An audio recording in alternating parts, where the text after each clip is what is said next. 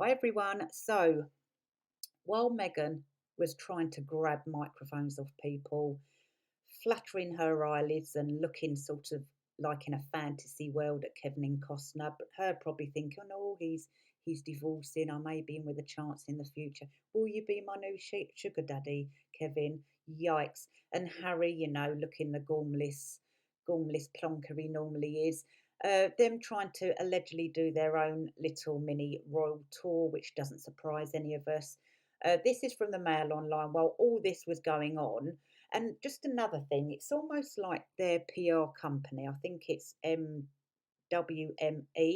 It's almost like that company's like a militant old school head teacher forcing the whole classroom to mix, mingle, and play with two horrible little brats that no one likes, isn't it?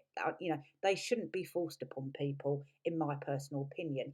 But while all that was going on, this was released September 24th, that's today. Um, Harry and Meghan are accused of trying to gag teachers and students at New York City school they visited in 2021 by prohibiting them from making negative social media posts now or in the future. Yikes. I'm not going to read it all out because some of it's like what she was wearing. I mean, sorry, Daily Mail. Do we need to know what she was wearing? She looked like an old rag doll, in my opinion. Anyway, it says here, but advisors for their Archwell Foundation demanded the Harlem school sign a clause which banned anyone from making negative comments, according to The Sun. The request was also related to any posts on social media now or in the future. Sources close to the Archwell Foundation have insisted that standard practice was followed. Hang on a minute. The real royal family, I've never known them to just gag the press willy nilly, only if it's for security reasons or a real personal reason that the public don't need to know about. But Harry and Meghan, being, I just think they're dictators. That is not standard practice. You don't say to firms, see you, you're not allowed, see you, school children and teachers, you're not allowed to make any negative comments. Did the Queen ever say that to anyone? No. These two, honestly, you couldn't make it up. What's it say down here? Oh, that awful dress.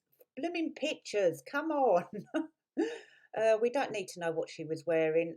Freedom of Information requests have revealed how the couple's advisors at Archwell tried to protect their image. It also highlights how their team banned four British newspapers from attending an event at the World Trade Centre, even though it is a publicly owned building. Yikes. Plans for the Sussex trip began 6 months before the event, and it was managed by Toya Holness, a member of the couple's PR team.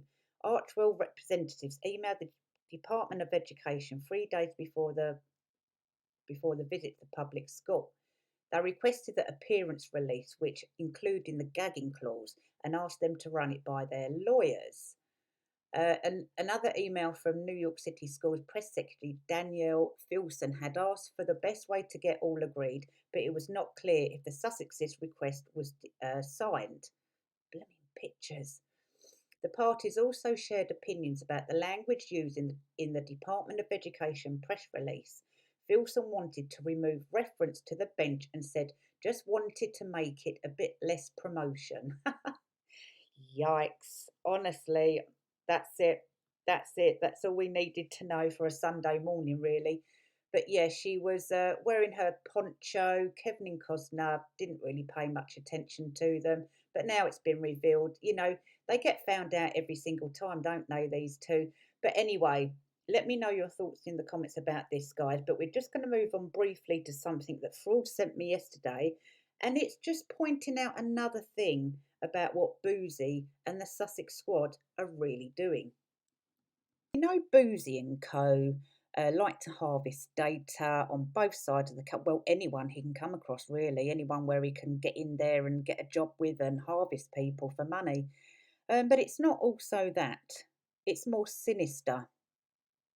And you have to ask the question, how dark does it actually go? Well, it does go quite dark from the dark web. Now, it's not just harvesting, it's grooming.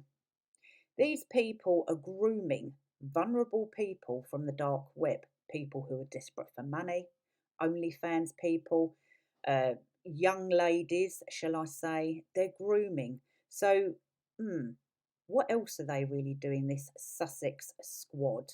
Now, if you got a DM from Dr. Woodfunk, what would you think? Would you go and check him out? Would you go and do a background check on him as much as possible? I would, however, advise everyone to go and look at his following. That will lead you in a few places.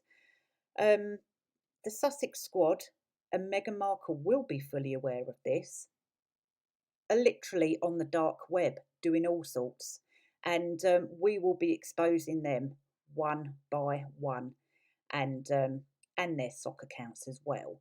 So that will be rather amusing when the right time comes, of course. But for now, Dr. Wood Funk, keep an eye out for him, and yeah, just bearing in mind that there is grooming going on, young ladies, vulnerable people, like I said. And this isn't just a stupid little sick club of deranged people, shall I say.